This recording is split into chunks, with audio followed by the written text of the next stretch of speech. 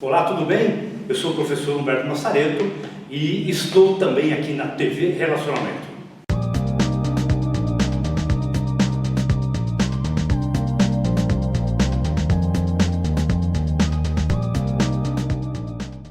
Olá, internautas, iniciamos mais um programa Gestão Executiva.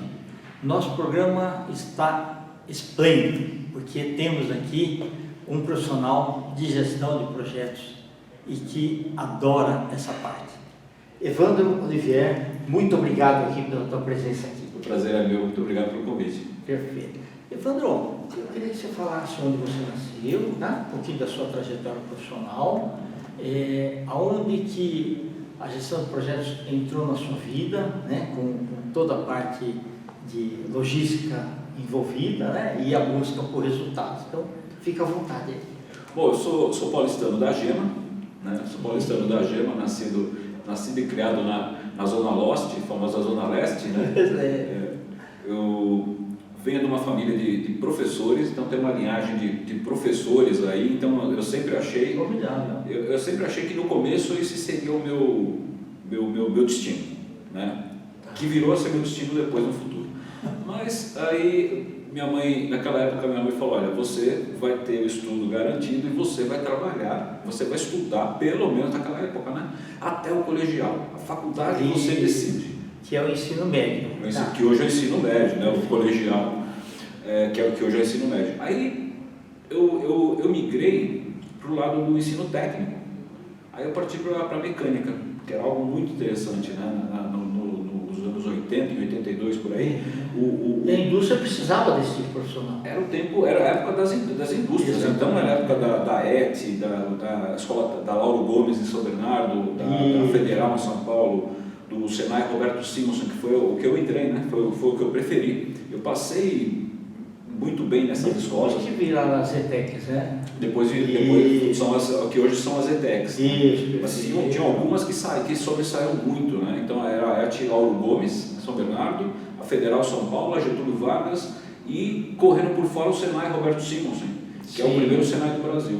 Eu lembro que eu passei muito bem em todas essas escolas e no Senai eu fui discreto até, mas quando eu fui conhecer as escolas, eu falei, não, o Senai é referência. Aí comecei a conhecer o mundo da mecânica, que é o que o mundo precisava ali. Saí dali adiantando bem rapidamente, né? Eu saí de lá, entrei no mundo corporativo, trabalhando na área de mecânica e tal, e passei por COFAP, Philips, os amortecedores lá. A COFAP lá em Santo André, a COFAP ficava metade de Santo André, metade... Era o cachorrinho lá, que era o símbolo, né? Quando eu entrei não era nem o cachorrinho, o pessoal falava o salsichinha, né? Salsichinha, que é o famoso Dachshund. Isso. O pessoal confundia com outra raça lá do outro cachorro, é o Dachshund.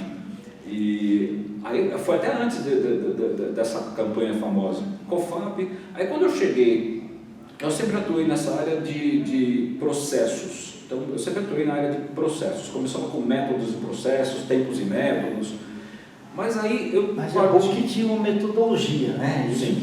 Por isso que as coisas funcionavam. Sim, eu trabalhei muito em fornecedor de montadora, então nós tínhamos sempre que trabalhar segundo uma metodologia de uma montadora. A Volkswagen tinha o manual manual deles de como as peças tinham que ser montadas, tal, etc. Então eu trabalhei muito na área de qualidade, e tempos e métodos, e depois de um tempo na Philips, eu falei, poxa, eu queria mudar um pouco, eu queria sair um pouco do chão de fábrica e expandir os horizontes. Como eu estava na área de qualidade, já tínhamos lá conseguido lá uma ISO 9000, eu fui para o Unibanco. Eu tive uma proposta na área de qualidade do Unibanco. Lá no CAL. No CAL. Isso. Que a gente chamava de caos. Isso. Raposo Tavares, que é um 16,5. Do lado do Carrefour. Porque eu coloquei as primeiras linhas para eles na década de 70. Ah, é? Então você conhecia a caixa forte? Olha, desde o começo da construção. Caramba. Eu coloquei linhas para obra ainda. Caramba, também. Então você conheceu até a caixa forte que tem lá? Tudo. Então, eu trabalhei exatamente no CAUS. No CAU, né? O Centro Administrativo do Unibanco. Isso. Né? No quilômetro 16,5. E lá o foco era a qualidade, mas nós tínhamos algumas frentes que era de montar projetos de qualidade.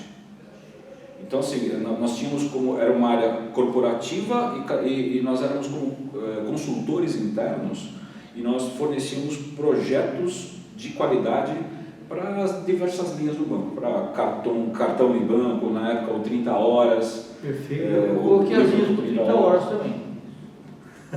A gente deve ter se cruzado em algum momento. Então, nós ficava na Patriarca. Isso, Patriarca. Ficava na Patriarca, 30 horas. Tinha o Banco 1. Isso, Banco 1 também. Primeiro banco virtual. Coloquei as linhas lá para eles também. Aí eu tive um tempo no Unibanco, trabalhando com projetos de qualidade, então tinha toda uma metodologia proprietária do Unibanco para a implementação de projetos de qualidade. E eu me despontei lá e eu tive um convite para depois, eu peguei a onda e surfei no boom da TV a cabo. Ok. Da TV a cabo. Então, TVA ou já era Globo? Já era Globo Cabo. Globo Cabo já. Era Globo Cabo, que era a holding que administrava a NET e a Multicanal. Isso, Multicanal, né? Certo. A cidade de São Paulo eram dois hubs, né? Era metade NET e metade Multicanal. E o interior de São Paulo era Multicanal, praticamente. Isso, e tinha a TVA que era concorrente. Tinha a TVA, na época a TVA era concorrente, a TVA. E tinha incipiente ainda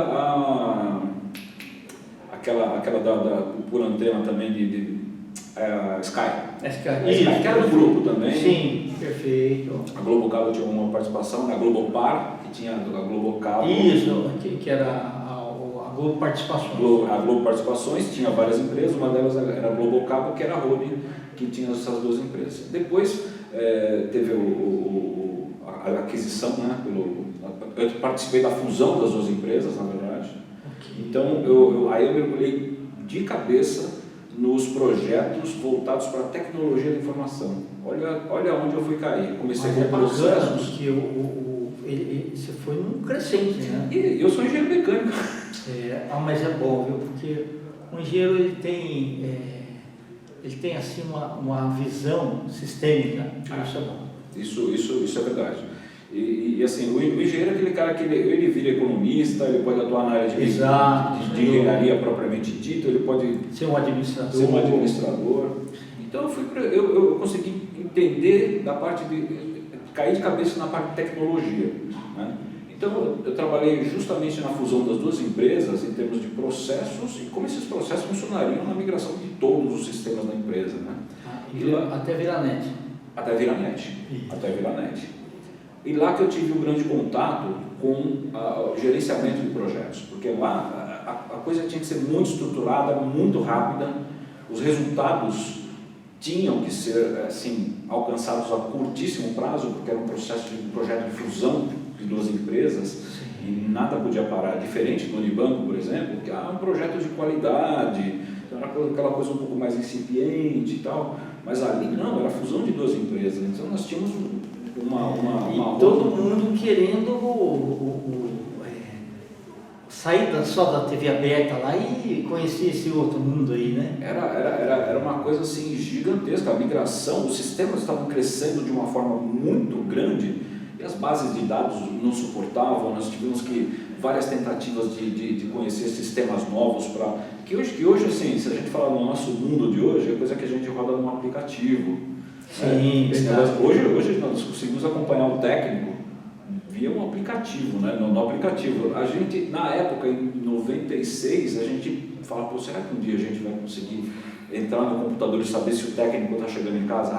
Será? Acho que a gente não. E hoje está aí, né? Hoje está aí, verdade. E lá eu tive contato com gerenciamento de projetos, com metodologias de gerenciamento de projetos, com PMI, com um pouco de metodologias ágeis, que na época não havia o Scrum, que é uma metodologia ágil, mas havia o Prince 2, que é uma metodologia que pode ter práticas ágeis. Sim, né? Perfeito.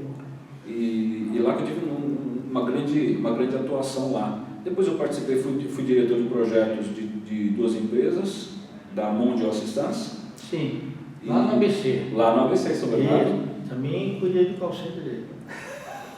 Você conheceu o Vansan? Sim. O Vansan, foi nessa turma. Eu trabalhei com eles e trabalhei na Ace Seguros, que eu já tinha. Certo. Que eu já tinha. Na Ace eu trabalhava diretamente com a presidência, como diretor, mas trabalhava diretamente com a presidência com projetos mais estratégicos, né?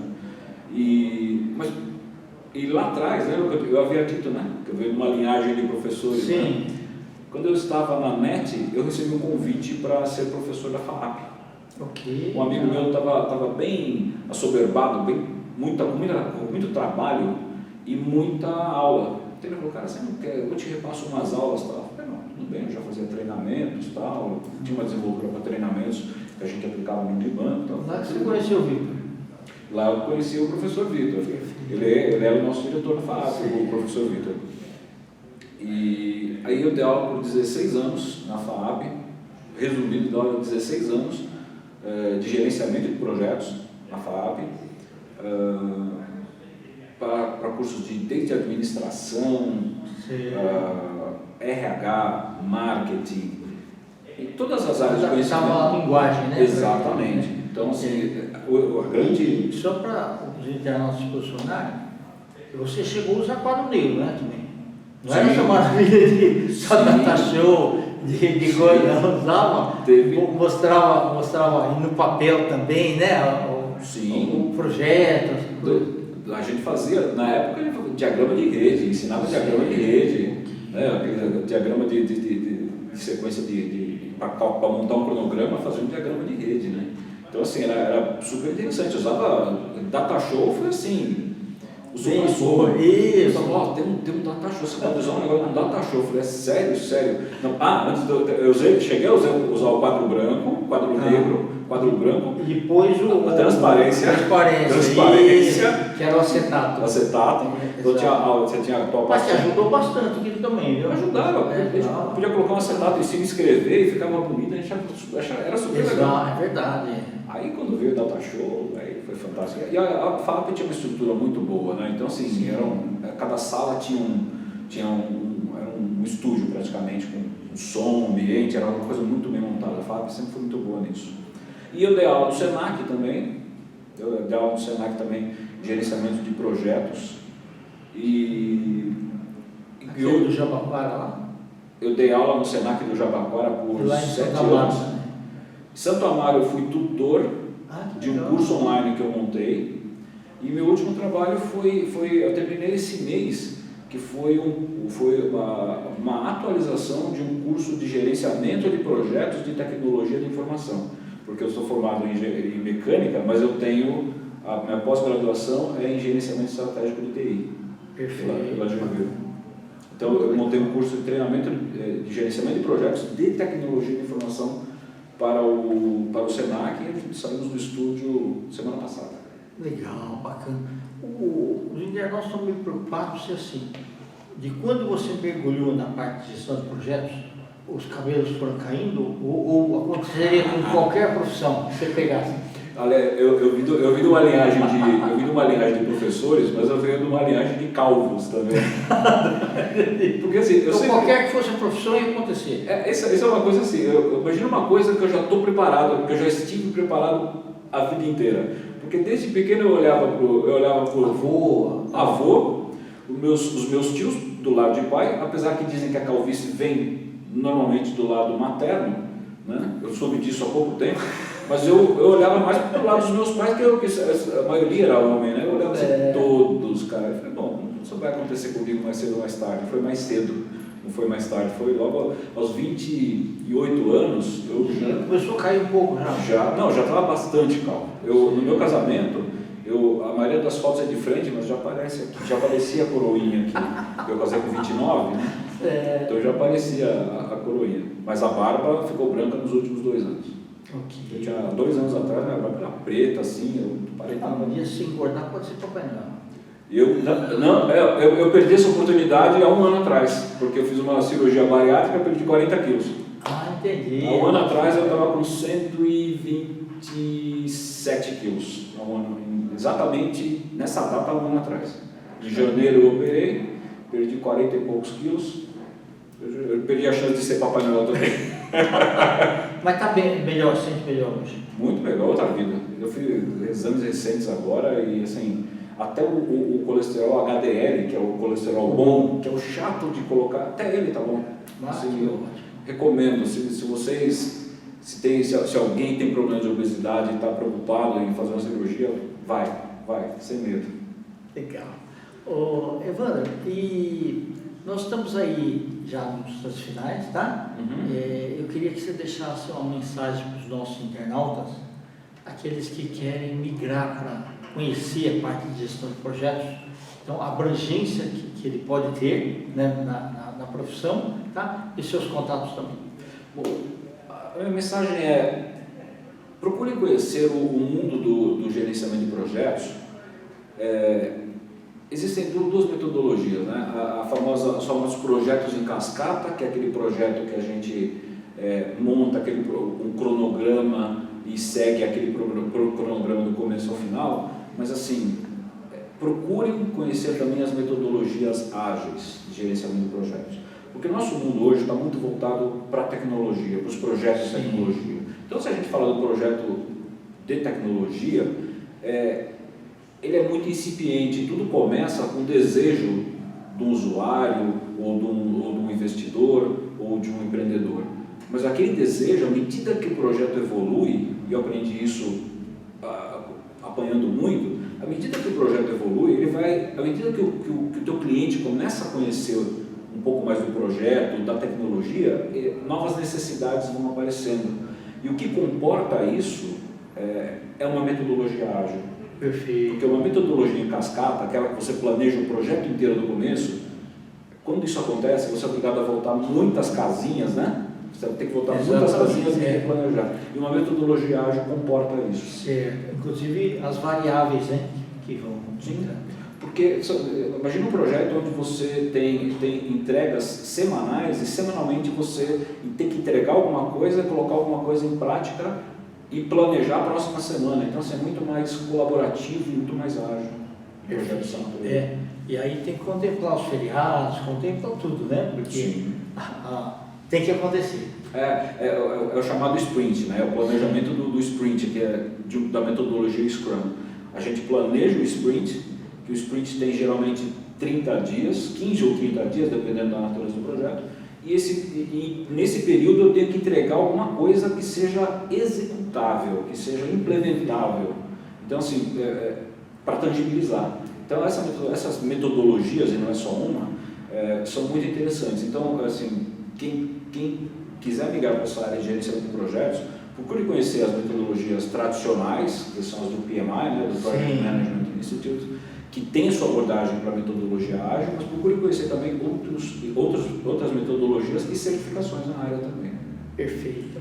E seus contatos? Meus contatos, evandro.olivier, no LinkedIn, vocês me acham facilmente. Meu e-mail é emonteiro@yahoo.com.